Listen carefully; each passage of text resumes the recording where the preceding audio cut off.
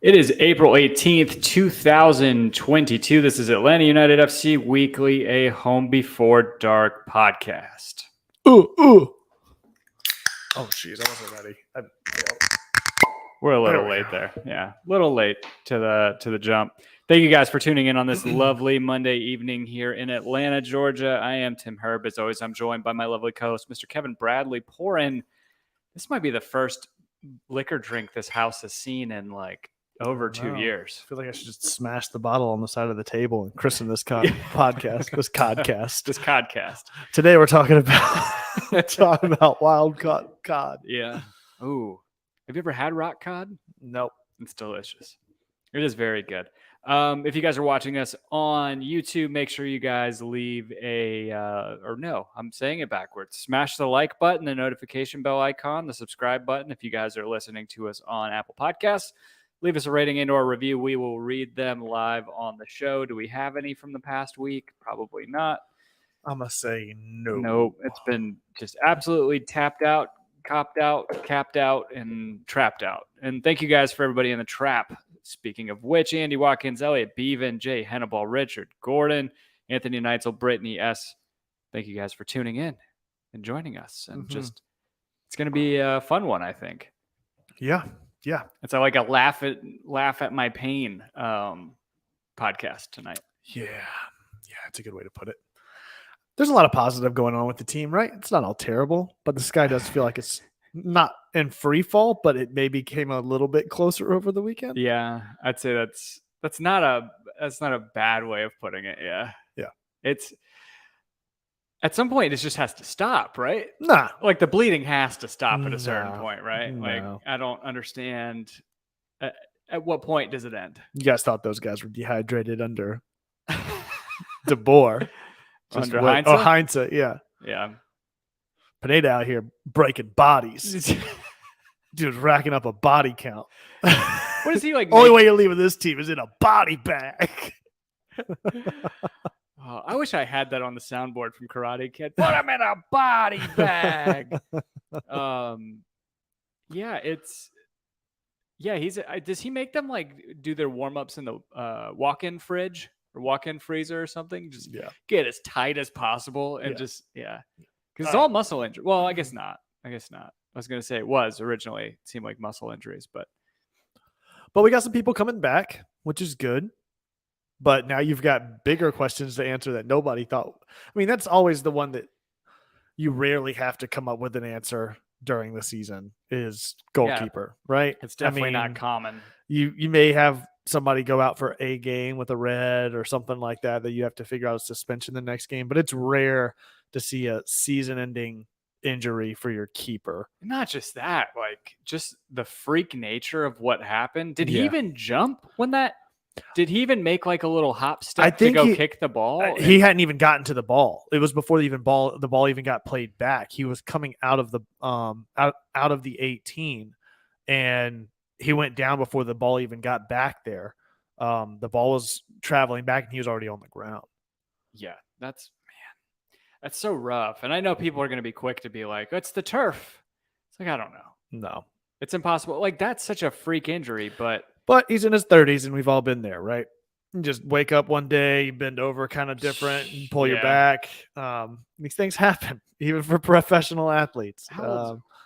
When was Brad Guzan born? He was born 34? 80. He's 37. Yeah. He's 37. He's 3 years older than I am. Yeah, like, and that's kind of crazy to think about. That's not that crazy to think that he just happened to misstep and broke his body. Yeah, that's fair. At a certain point. You're just flirting with disaster. Just the amount of injuries that I have just walking around the house. I was leaning on the refrigerator looking in this weekend. I was like, I leaned on the refrigerator door too hard, trying to lean in to find a snack. And I felt my shoulder pop. And I was like, this isn't good. Oh, good grief. Yeah, I mean, I think we've all probably been there at this point, at least middle-aged people. I say middle-aged. Is 35 middle-age? No, not anymore. Not anymore because of I think average life expectancy has got to be at least 80 now, right? I don't know. It's hard to tell. I can't keep up with that stuff. Yeah. It's I don't know, man. It's really hard to look at. Him and Dylan Castanera both having ruptured Achilles, right? Yeah. So you have your first and third string goalkeepers both out for the season with that. You have Bobby Shuttleworth coming in and playing keeper. I think he's the starter, right? He has to be the starter coming forward. I know we called Justin Garces and one other kid up, maybe from Atlanta United too, or an academy player, and having them train with real the bad first time team. to not have Rocco in that lineup anymore. It is, but I mean, I have been waiting for the Justin Garces transition since before he went off to college, because he was an Atlanta United academy player. It seemed to be, it's like, this is a position I could see him kind of developing into our first team starter, because the timeline's kind of lined up, right? You bring in Brad, he's 32 at the time, whenever we brought him in. Yeah. And Justin Garces is like 16, 17, goes off to UCLA, comes back. He's playing with Atlanta United too. I don't know if he's actually, I don't follow the twos very, very much. I don't know if he's actually even played any matches for the twos yet. Speaking of the twos, Jackson Conway with a hell of a rip this past weekend. Oh, I didn't see it. A great goal off a volley. It was awesome. I don't think we ever specified that he has to score a hat trick in MLS for Max Plays games to get a tattoo. The hair tattoo, though, right? Right, yeah. So if he scores a hat trick for the twos, Max still has to get that tattoo. For sure. And it's even better, the tattoos. Yes. Right? Yeah. Yes. And it's actually a mullet tattoo in the base on the nape of the neck. It's the curl of the number two. It's the curl of the two right at the neck. Yeah, with that mullet. Or you could also opt for the sideburn transition. We'll also allow that as it comes down. Ooh, a curly sideburn? Has that been done before? Even without tattoos? Has that been done before? Right? I'm sure there's some Jewish guy that's done it, right? Yeah. Matisyahu. Yeah, Matisyahu's probably done it before. So yeah, I mean, I think we're trying out, I think Kendrick had said that in our Slack channel that I think Justin Garces and one other are coming up. But yeah, I mean, Shuttleworth has to be the number one, and then probably Garces is the two. I was just looking at Wikipedia, and Garces is technically an Atlanta United player, at least according to that. His squad is Atlanta United versus the twos. So Anthony Neitzel says supposedly bringing in an American keeper from the Israeli league. I don't know who that is or where that had come from, but I did not see that. Saw a couple of signing rumors floating around right after that. Josh Cohen from Maccabi Haifa, one of the only teams, them and probably Maccabi or Maccabi Tel Aviv. I guess Maccabi Haifa. He's 29, footballer of the year in the Israeli league last year. And yeah, he can be signed as a free agent in the summer. Yeah. So yeah.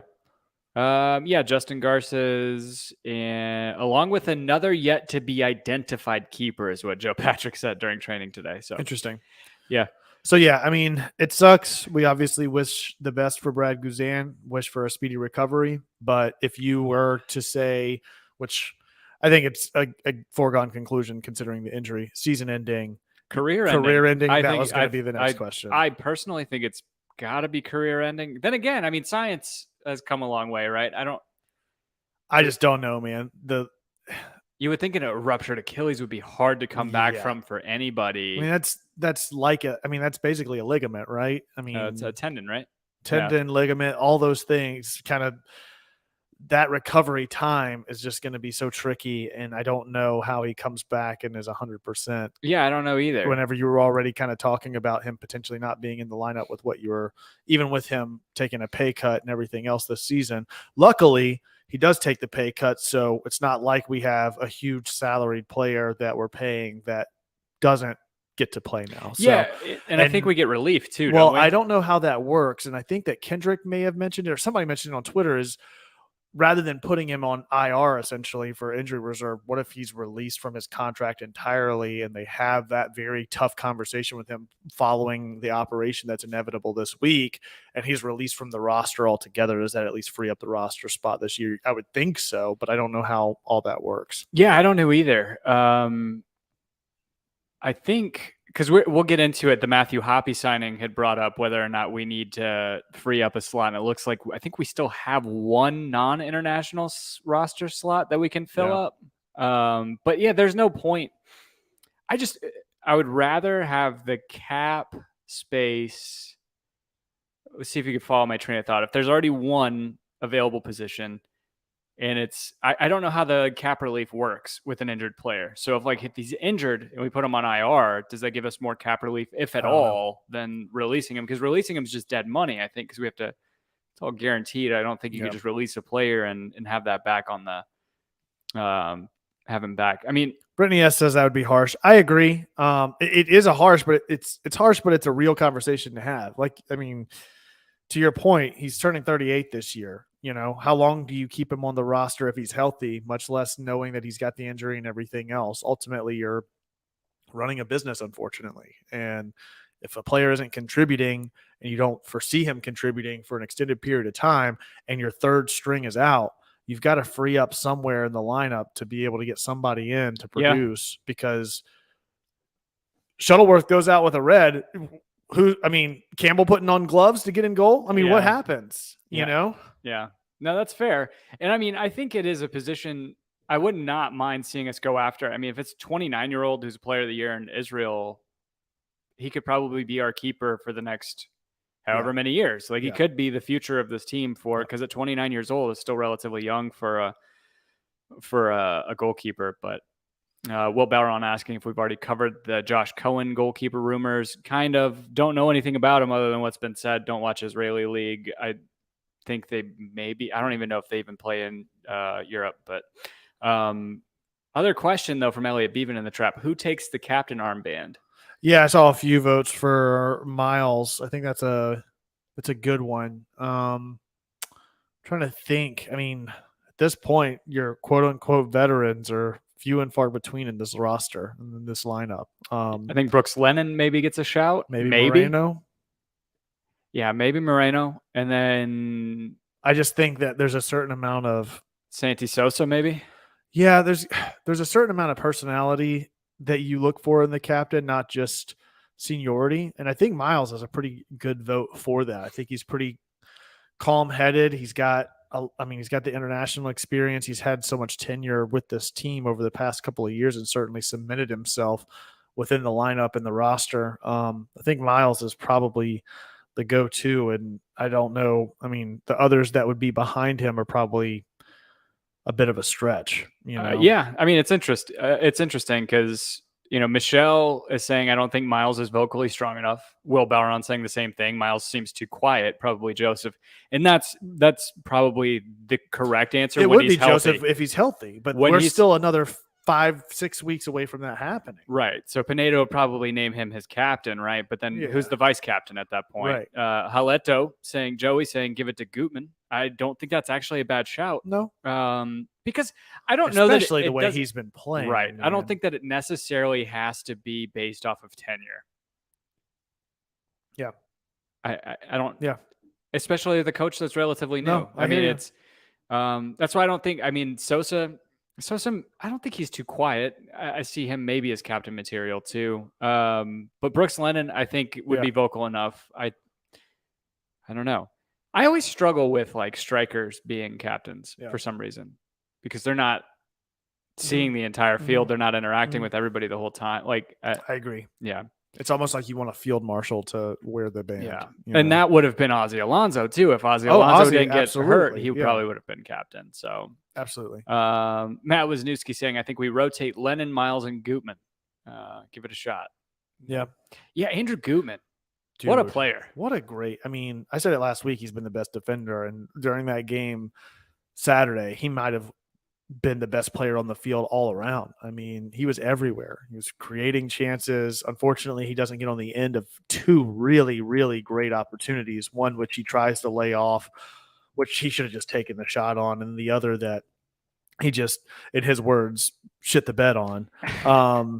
That's why he's captain material. Yeah. Doesn't pull any punches with the media. Absolutely. Absolutely. Yeah. So I think that hands down, he's been, so like I said, Saturday, I think he was the best all-around player we had out there in general. I think that's a fair shout. I know the ratings, like on SofaScore or whatever, who scored, don't really bear that out for some reason. But I don't know. I still see that as being him being the best player that I saw, at least most impactful, probably. Yeah. Except for the second half from Luis. Yeah. Whenever he came in, it kind of changed things. Yeah. I mean, we didn't get Well, the whole lineup changed things. I mean, you bring him in, you bring Mulroney in. Who else were the subs there? We really rotated out for Dom Dwyer Dom came in. Dwyer, Yeah. which so speaking of player rotations and lineup, Wiley getting his start this past weekend and really up to the task throughout his entire run of play. I felt like his speed, it's not just even his speed, but his recovery speed. Like whenever he was playing those balls to himself, essentially up towards the touchline to get those crosses in, like both of the times that, and I can think of at least 2 times distinctly where he dribbles past a defender or past the fullback on the side of the box, and you think, oh, he dribbled that out of bounds. Yeah. He gets clear of it like 6 inches from the touchline and puts it into the box in front of the keeper. Now, all that is to say that Cincinnati was not a great matchup. I feel like, and this past weekend, I think it's that much more disheartening that Atlanta wasn't able to put a goal in on them because they seem to have their way throughout the entire match, so much so that they even get the PK opportunity and can't seem to slot it home. So I don't feel like Cincinnati was maybe the best barometer to gauge Caleb Wiley's talents or ability, but he's certainly been up to the task so far whenever he has had minutes. He hasn't been a huge liability, and I think that he'll grow and mature in that role the more play time he gets. And for the immediate future, I think you're going to continue to see that. And I think rightfully so. He's, like you said, he played really well. He had a great positional awareness. He had a couple of opportunities that he didn't necessarily take, but that he created for others around him that were just narrow misses. I think he had one of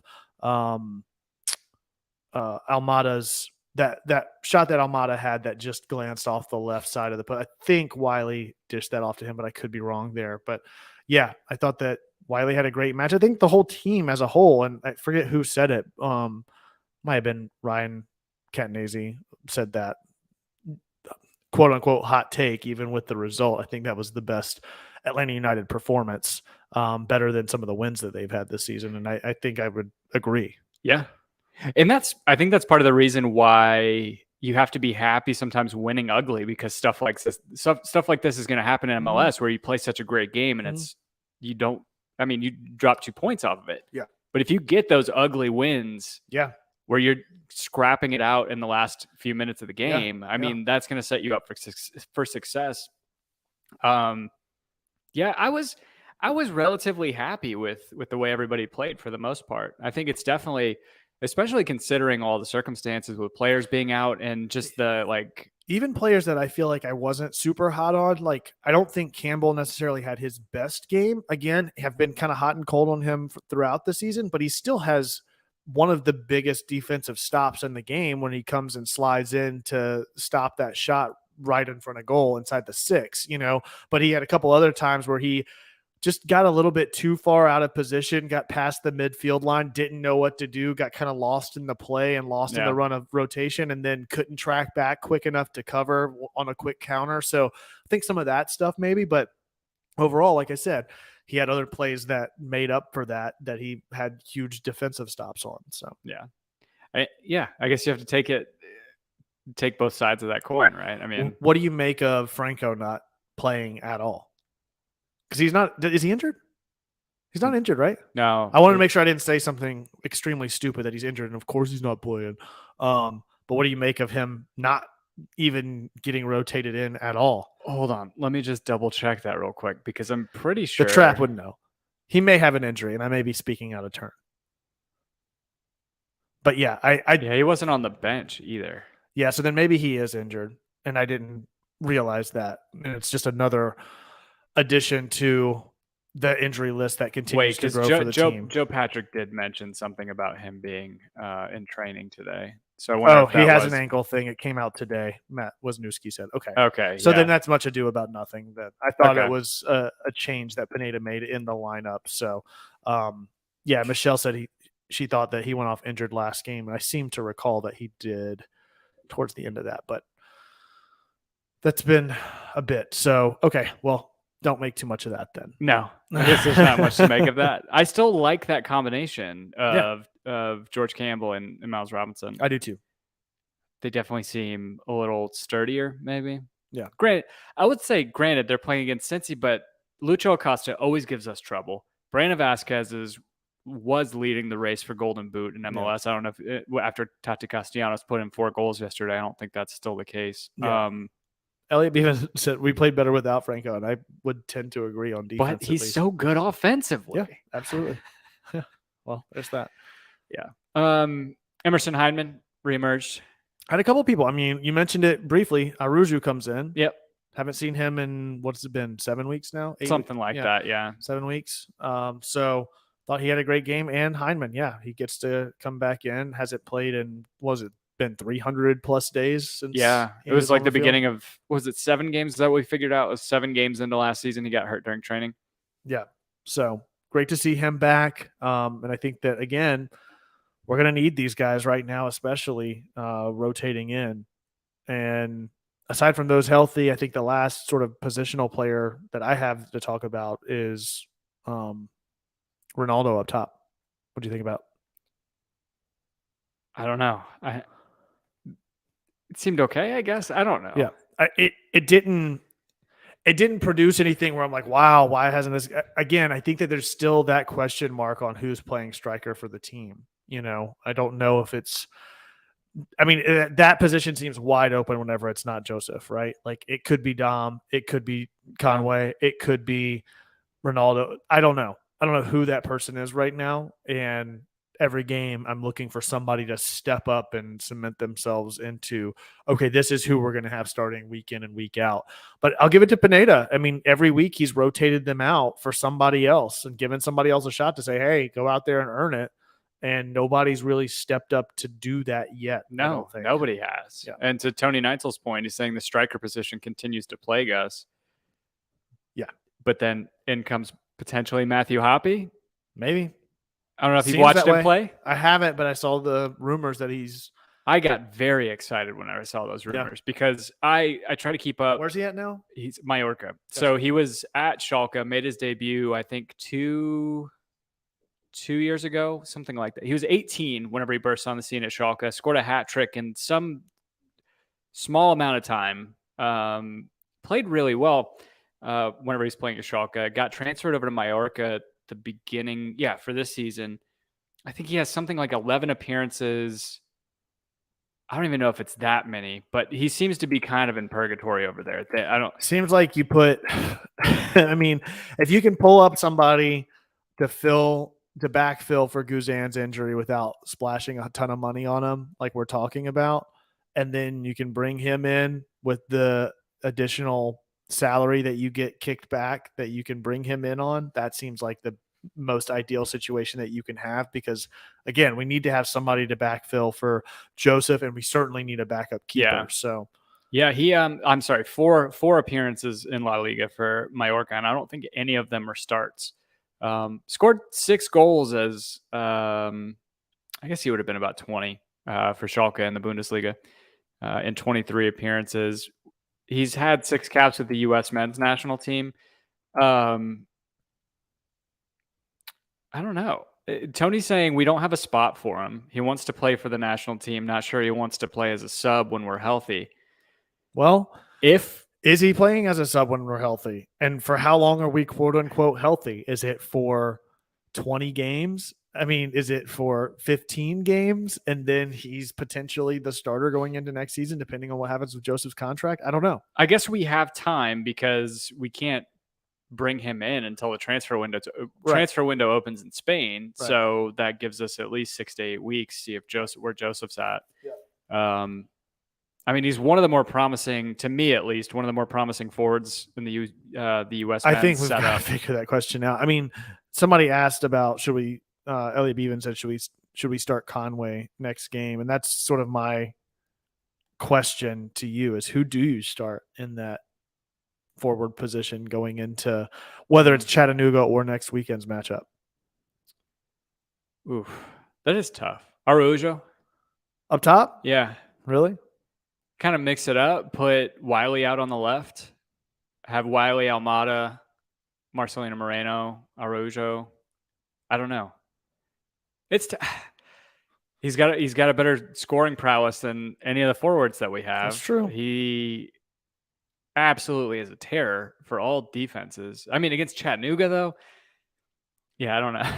Chattanooga, I mean, somebody had said, they hope that you stick with Ronaldo just to see if he can at least find his form against Chattanooga. And to Tony's point, we're banking on Joseph leaving. I'm not banking on him leaving. I'm just not sure he's staying. I don't know how much more you get out of Joseph. And we talked about this last week, and I won't belabor the point. I don't know at his age and with his, I mean, it's been 3 years. That's something people don't think about. Like, it's been 3 years since he's been healthy. How many more years does he have playing in the league? And how many more years do you have him playing in the league taking a DP position? I don't know how much longer you give that if he's not healthy. So I don't know. I'm not counting on him leaving, but I'm also not counting on him staying either. And I don't think that most of the fan base should necessarily hitch their ride to that either. Because I don't know if the cost outweighs the product. Is that the right way to say that? The cost validates the product, justifies the product. The product justifies the cost. That's what I was trying to say. Joey Haleto asking, hasn't Jackson Conway been on a tear in USL? I don't. Mm-hmm. He has, right? Yep, and he had that. Like I said, he had a banger this last match, which was really great. Yeah, Tony and I mean, Tony's agreeing. He's saying it's a hard subject. No, I agree. I think it's going to be a tough one for everybody, but that's the reality of the league, and players aren't here forever. But I also don't know that he's a guy that's going to hang on to not just to be a shell of himself either. No. And I think he loves his team too much. Yeah. So, Jay Henneball asking, do you think we can get someone like Horvath on a discount since he's trying to crack the World Cup roster and needs minutes? I never even gave thought to that. And Tony kind of mentioned that with the Matthew Hoppe signing, that they're just trying to get into the World Cup for the U.S. men's national team. And during the summer, we're like one of the only leagues that plays. So, I mean, Lord knows we could use Ethan Horvath after what Zach Steffen did against Liverpool on Saturday. Yeah, I don't know. I mean, it would be interesting because Horvath is a very, very good. He would be immediately one of the best keepers in MLS if he came and played for us. But I don't know that we could afford to bring him in. I guess he said if he, at a discount, but the discount would have to come at the detriment of Nottingham Forest, his team, and not him, I would think. But yeah, I don't know. Unless he's a free agent, I don't know. If I would imagine he's only been at Forest for a year or two, I think so. Yeah. Yeah. So a couple things unrelated to the team this past weekend that I feel like everyone knows in the fan base, but obviously sucks that we lost somebody that's such a big part of this fan base and this community and Archie and not being around anymore. And it was really great to see the supporter section chanting "We ready" for the first 3 or 4 minutes straight of the match, which was great. And they did a whole tribute to him and all that. So really bummed to get that news. But just as much as he was an important part of the fan base and what the fan base has been able to create here in Atlanta, another representation of that was unveiled this past weekend was the founding member wall that's been unveiled over by the soccer ball statue on I forget which side that is. It's on the Home Depot side of Mercedes-Benz Stadium. I didn't get to make it over there this past weekend, but I know that they did unveil it this past week. So 5 years in the making, finally unveiled the founding member wall. So the little shots that I saw that looked cool. Yeah. It's a little embossed. Yeah. Yeah, it's really terrible news about Archie Eversole. Yeah. It's just so 37, right? Yeah. Yeah. It's a bummer. Just at an instant. And anybody's life can just be snatched from them. Yep. It's fucking terrible. Yeah. So anything else on the matchup this weekend? I saw a lot of hate for Marcelino Moreno swirling around for whatever reason. I think that's happening every week. I think it's just so been weird bubbling up, and I think it's consistently the case. Yeah. I mean, shouts to Alec Can for stopping that. Yeah. Stopping that penalty. Yeah. Yeah. I think it was Jeff on the broadcast. So you were at the game. I was listening. This is the first time I think I've heard Jeff Lorenowitz do the color commentary, and just talking about the sheer strength that that Alec Can had to like just punch that ball away. Yeah. Because it wasn't a soft penalty that Moreno not hit. at all. Yeah, and just to shoot it out for a throw in. Look, man, I mean, I'll give Alec Can his due. Somebody said it in the trap. I think he was out to kind of prove himself here, that he never really got the starting position, and for better or worse. And I think that he at least stood up, had a standout game, got his first shutout of the season here against his former club. So, would have been great for Atlanta to get the 3 points, but we didn't. And, like you said, good for him. Yeah. So, yeah, I don't know. The hate for Moreno is so surprising to me. Yeah. But I don't know. So I was talking to Igor at work, our buddy Igor, and he we're talking about Marcelino Moreno, and he's like, he's just so weird to watch. Yeah. And I'm wondering if because he doesn't look like he is skillful. Right. He's constantly looks like he's falling over, and I wonder if that's what maybe. I don't know. He's not the most attractive player to look at in terms of play style. Yeah. He's a very good looking man, though. Do you remember? It reminds me of New Girl. Whenever they talk about like, I don't see guys that way. Yeah. If your face became his face, would you be happy with it? Yeah. Okay, then it's exactly. Then he's a good looking guy. Exactly. Yeah. He's like drunken master. Yeah. I like that. That is a great analogy. Yeah. That's what was that guy's name in Tekken? It was in Tekken 3 they introduced a drunken master. Oh yeah. What was that guy's name? I can't remember. That's a good point. Yeah. That's a good one. That was a good game. Except I just would play the computer as Paul and just do the Phoenix Punch and just one hit KO everybody. There you go. Yeah. I think that was definitely the cheap way out. No Eddie Gordo. Did you guys? Do you have house rules playing those games? What do you mean? Oh, that you couldn't play certain characters you couldn't play with. Couldn't play as Odd Job. Couldn't. Yeah, in 007, no Odd Job in our house. Yeah. You get extra points if you played as Jaws for obvious reasons. Yeah. What was the other one? Oh, WCW versus NWO Revenge. No Goldberg. Because you can just string together infinite spears. Yeah. Yeah, definitely no Odd Job in our house. That was definitely a no-no. That was probably the biggest house rule of any video game. Yeah, I'm trying to think of other ones that competed. I feel like Yoshi was always a hot commodity in Mario Kart 64. Yeah. Right? It was either Yoshi or Toad were always the hot commodities there. So, but it wasn't like nobody could play with them. It was just always whoever could mash. Yeah, whoever get there quickest. Yeah, whoever could work the stigmata on their hands from playing all the other games on Nintendo 64. Oh my god, what a horrible design! Yeah, what an absolutely horrible design. Yeah, there's a reason why it's never been done since. Yeah, and there's probably a reason why every single N64 controller that's out there has a broken analog stick. Yeah, for sure. It's just limp. Just exactly. Completely Look, limp. man, I'll give it to Nintendo. I mean, every console they were doing something different that nobody else was doing in controllers. Yeah. Like PlayStation controller now compared to PlayStation 1 controller, pretty much the same.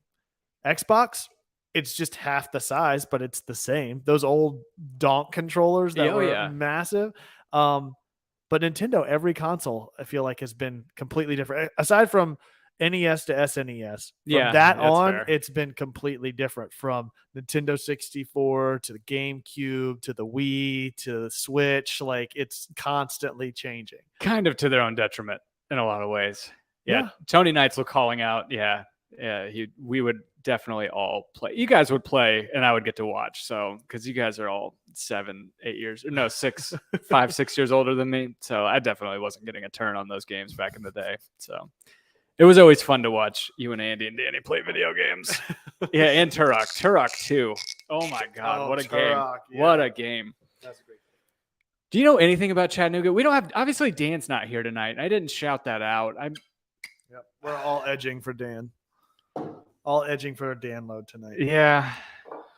Do I know anything about Chattanooga? Great city. A lot of fun. They got the Chattanooga Choo Choo that's down there. They got Lookout Mountain. They've got Lookout Mountain, No. Ruby Falls. They do have the Moon Pie Museum, which is really great. Chattanooga whiskey there. A couple great cocktail places downtown. Stir, give them a shout out. That was really great. Yeah, that's about all I know about that. I don't know much about their club. So they're in the NISA. They're in the National Independent Soccer Association. And to Jay Hannibal's point, they had a massive upset over Memphis. Well, he said Chattanooga upset Memphis in a big one. So I imagine he means an upset because that is I can't keep up with these men's leagues. Third tier of American soccer. Yeah. So that's like, what is that? Well, they're playing our NPSL? third tier roster. So there's that. It'll be really interesting to see how it shakes out. That NPSL? Is it? You got to think that Atlanta's going to win, though. I mean, Yeah, at home too. Yeah. You would think. Is it at Kennesaw? Yeah. Is it? I'm fairly positive it's at Kennesaw. The fifth third. Yeah, because again, talking to Igor, he's saying it's like $25 tickets Nice to go to the game. Nice. And then Jay Hannibal saying they've never played an MLS club in U.S. Open Cup. Wow. So hopefully we don't shit the bed. Yeah, hopefully. Gutman for a hat trick, right? Gutman for a fucking hat trick. Yeah. Yes, I agree. Yeah, I don't know anything about Wednesday other than to say we should win that game, much like we should win the game on was it Sunday? Who is it? Sunday? Inter Miami. Yeah, we should. But again, who knows, man? We should have won against Cincinnati. Yeah, I mean, what was our, not to be that guy, but what was our XG? 3. It was like over 3, right? Yeah. Our XG was over 3. Alec Cant stood on his head a good bit of it. Not right? really, though. You don't think so? I mean, I guess he saved the PK, the yes. But everything else was pretty That's easy true. saves. I mean, his defense bailed him out of 1 or 2. The shot that, I mean, Almada's glances out left. If he had hit that on frame, Can had that covered. It was a pretty easy save for him to make if he had to. Brooks Lennon's shot was like a pass that just went straight to him. Like, I don't think Alec Can had some crazy standout performance. I don't think that Atlanta United really took advantage of the chances that they did create. Gutman, again, we talked about, like, they got in position, but then did nothing with it. And if you continue to do that against teams like Chattanooga and Inter Miami, it doesn't matter whether they're third division or bottom of the East. Like, you've got to put away those goals regardless of who you're playing, you know? Yeah, that's fair. That's fair. To Jay's point, saying that Miami just beat Seattle and they beat New England the game before, but Elliot reminding everybody that Seattle had Champions League last week too. So also have no idea how good New England is this year because I don't think they've had a good season so far, right? It's kind of crazy to see NYCFC at the bottom of the table. I don't know. After yesterday, just absolutely drubbing RSL 6-0 at home. So I was going to pull up the standings as it stands currently. Orlando sitting in second. Atlanta's still holding in there. I mean, fourth, right? Yeah, and fourth. So yeah, DC United, I guess NYCFC has jumped up. They were bottom of the table going into this weekend, but then they jumped up to 10th. So Philly got their first loss of the season. Who did they lose to? They lost to Toronto. That's right. Lost 2-1 to Toronto. So yeah, like I said, I don't know what I would make out of either game. I think the Inter Miami game is maybe a little bit more concerning than Chattanooga, but I think that it's good that this team has the game against Chattanooga to kind of get some things worked out. Hopefully come away with a result, even if it's one that they have to work a little harder than they may want to go up against the MLS opponent this weekend in Miami. Yeah. Because that's away, right? Yeah, it is. So. Our last 2 games of April are away. Actually, I guess there's only 1 game technically still in April. Is that right? Away to Inter. That and Montreal are both away. And then we're back on May. Oh, Montreal's the 30th. Okay. Yeah. Chicago. Yeah, it's I mean, it's gonna be a tough week regardless, just due to the injuries that we have and just the depth issues that are kind of surfacing because of that. Yeah. To play 2 games and whatever that is, 4 days. Yeah. It's gonna be tough on the team, but I hopefully Pineda's up for the task and squad rotation. Obviously, I don't think we can roll out a first team against Chattanooga. No. I know you want to win that game and you want to advance to get to the I think try you and get that bring out the Champions people League that spot. But you have to bring out. Like Shuttleworth is now first team. Like he's got to come out and play, right? Aruju hasn't started since his injury. I think you've got to bring him out. I don't think he's got to play 90, you but I think play you've like got to 60, start him. 65 you got to minutes. start him and set the intensity early. I think you bring in Caleb Wiley. I think you bring in Conway or Ronaldo. I mean, one of those two over Dwyer. I don't think that Dwyer is going to give you anything that you haven't already seen. Those other guys are still young and kind of coming into form, and Conway seems to be doing really well in USL. So maybe it is a chance to rotate him back in and see if maybe he's doing something a little bit differently now. What about Ibarra? What about a guy like Ibarra? Do you bring him in and start him at the 6? Yeah. I mean, he hasn't really had a whole lot of minutes this year, so I think that's another one. I think Heineman is a perfect game for him to start. So I wouldn't be surprised to see him starting. Ibarra there too. You know, maybe Heineman and Ibarra in midfield. I think that might be a solid way to go. Question is defensively, what do you do? I think maybe you give Gutman a break because you're going to need to lean on him in MLS play. But if that's the case, do you stick Wiley back there then? Mm-hmm. Yeah. Mm-hmm. And then who do you put? I mean, either that or you bring in Mikey Ambrose. Yeah, that's fair. That's because he hasn't had any minutes, and Gutman's played every minute of every game so far. Maybe that is what you do is you bring in. Yeah, you need to keep him active in the roster, so maybe you bring him in because you don't want to risk injury to left back with everything that Gutman's been contributing. That's the last player I want to see go out with an injury right now. Yeah, I'm wondering if you see somebody like maybe not, because I don't know if Bryce Washington has been making the. Did he make the squad this weekend? Sorry, I'm trying to pull that back up the lineup sheet. I don't think he did, but do you see someone like Alex DeJohn maybe getting a shout at center back? Maybe on Wednesday. Maybe. Yeah, I don't think Bryce Washington was in the 18, but I mean, Alex DeJohn was there. Hernandez, Ronald maybe? Hernandez, you can see him on the right. Probably see Jake Mulroney up front. Tyler Wolff will get reinserted again into the lineup. Yeah, I think Mulroney is an obvious choice to start for Wednesday night. Yeah. I think that's a good one there. And I think he would maybe start over Lennon. Yeah, so I think you see Conway up. So back 4 is probably Wiley. I would say Alex DeJohn and George Campbell maybe. Yeah. Maybe give Miles a break. Yeah. Midweek. Play Ronald Hernandez out right, and then you have Ibarra. Heineman. Asadich probably too, right? I don't know. Play a 4-3-3? No, it's probably a 4-2-3-1 again. Yeah. So it'd probably be Ibarra and Heineman in the middle. Yeah. Left, Mulroney. Yep. Who plays for Moreno, though? Does Moreno play? Or Wolf? Tyler Wolff, yeah. I don't know. I don't know if Pineda will upend the entire roster. Maybe Moreno does play and you pull him out. I mean, you'll have some squad rotation.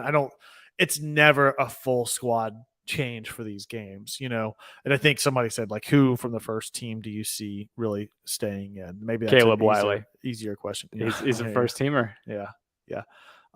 Seriously, though, like, do you see him maybe getting a death grip on a starting position through the rest of the year? Maybe. First team starters, I think Aruju, Moreno, Wiley, George Campbell, Shuttleworth. Yeah. All these new first team. Yeah, exactly. I mean, that's half of the lineup. That's 5. Yeah, that's fair. I think that's safe to say. Yeah. And I don't know if maybe you see somebody like Dom Dwyer come in maybe on the left side. I don't know. Yeah. It'll be fun though. It will be fun to see these guys kind of. Some of those guys have to Open be Cup hungry, games are right? so much fun to Yeah. watch for that reason. Which maybe the Trap knows. Are they going to stream it on AtlantaUnited.com? That's what they normally usually do. Yeah. Yeah. I would think so. I don't know though for sure. Let's see. U.S. Open Cup casting. Score predictions for Chattanooga? 4-1 Atlanta. I'll say 2-0. Yeah. 2-0 Atlanta. Let's see. Atlanta. What's the Trap say for Chattanooga? And then we'll turn our attentions to Inter Miami for the weekend. 3-1 Atlanta from Brittany S. I'm trying to pull up the broadcast. How to watch. I would imagine it's on. I guess I can just go to atlutd.com. It'll probably tell me there. Yeah. I would assume it's going to be on there on ESPN Plus. That's where it's been in the past, is on one of those two, if not on both. So 2-0 Atlanta for Tony Neitzel, 4-0 Atlanta for Elliot Beaven, 2-0 Chattanooga will give up a fight, though, from Jay Henneball. 10-1 Atlanta from Richard Gordon. It's going to be on ESPN Plus and on USA. Really? On USA? Are you for real? That's ridiculous. There's no way. Huh. There's no way that's going to be on USA. Well, they play Premier League on USA. But Open Cup? Yeah, right the after first round? It'll be right after fourth round or whatever. right after white collar? Oh, yeah, right after white collar. In between white collar and bones. US Open Cup. Atlanta United versus Chattanooga FC. Rest in peace, Willie Garson. Is this Aleto 3-2 Atlanta. I don't believe it's going to be on USA. I'm not buying that. So that's what FOTMob says. Wow. I'm not buying it. It's going to be blackout for us.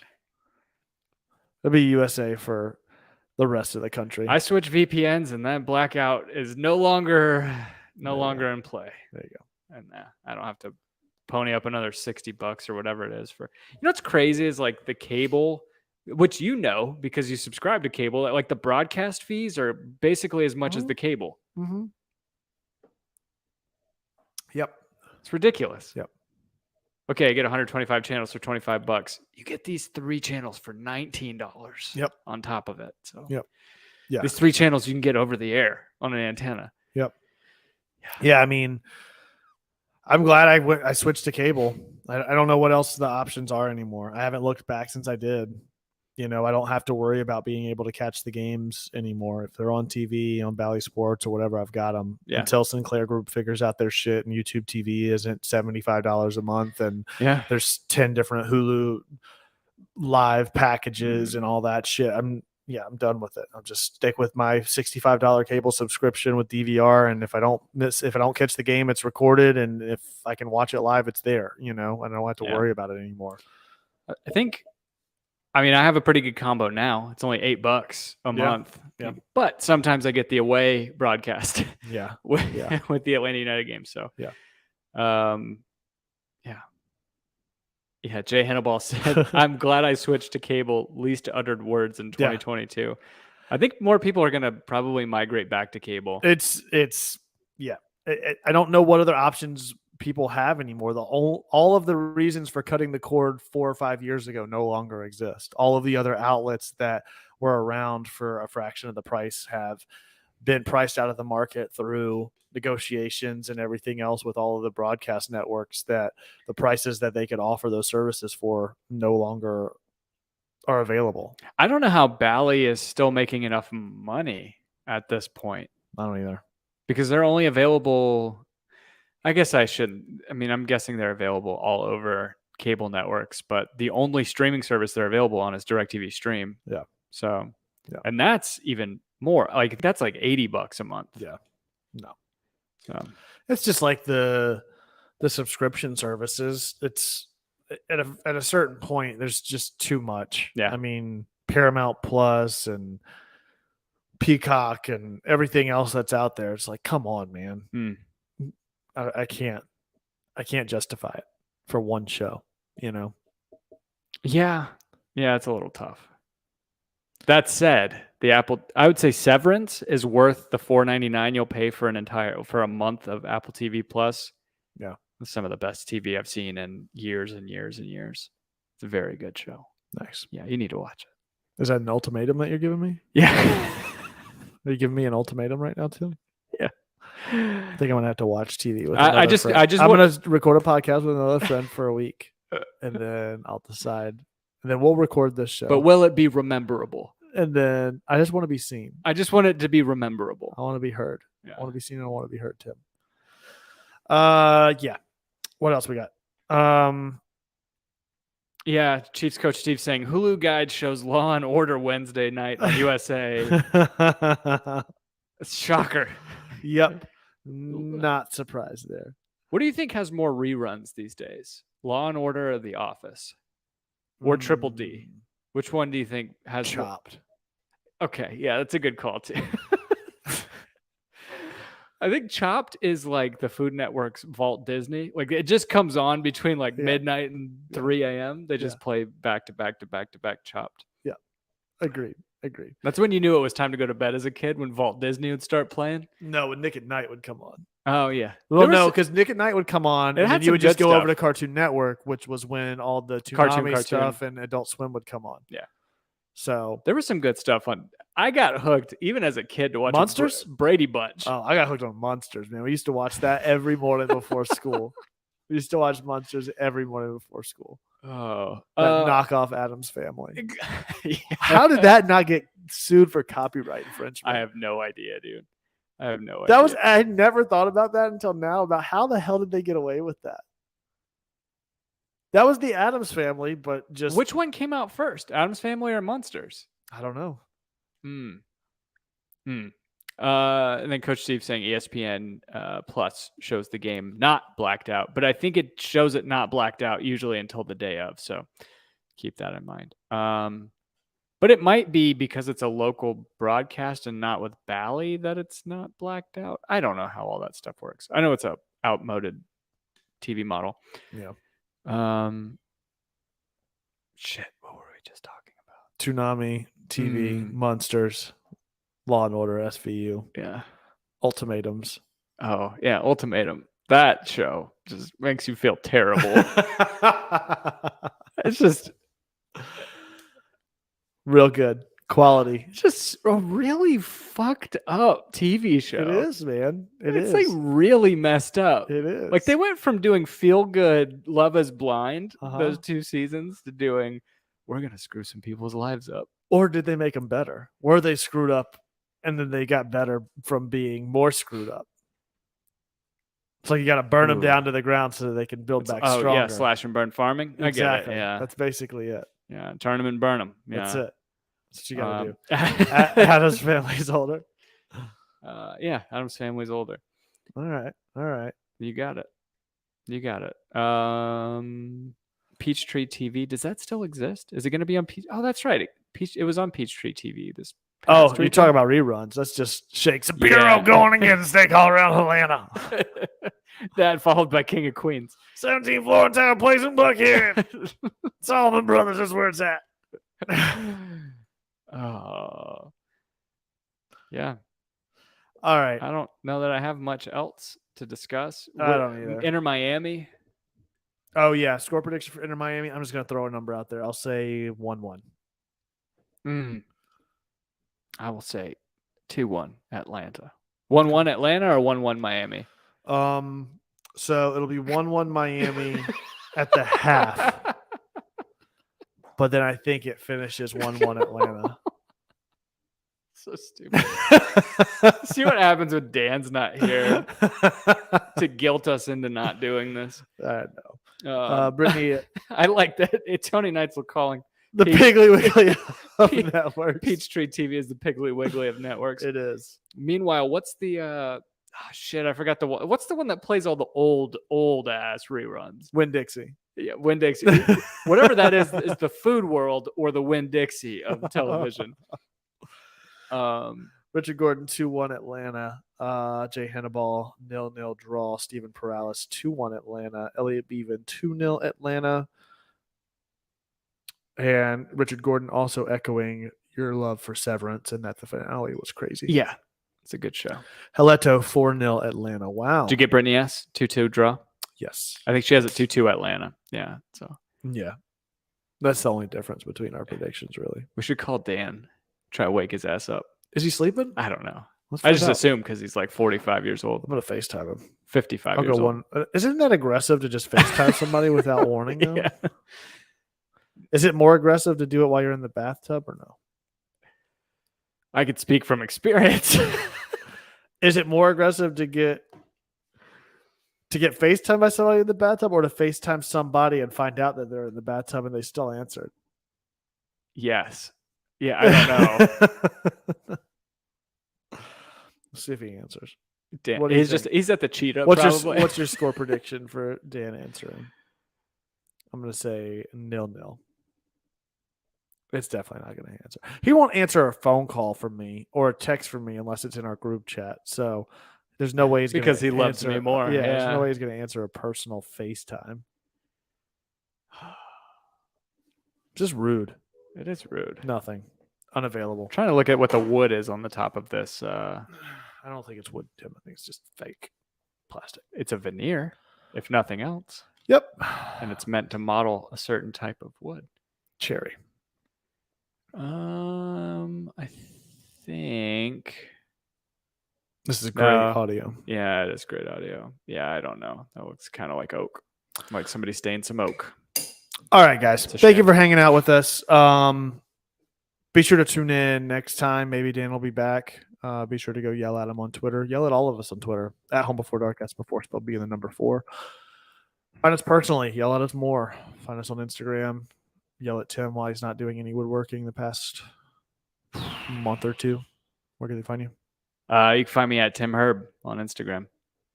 Find me as well at The Architect. It's at _ARC, number 1 TECT.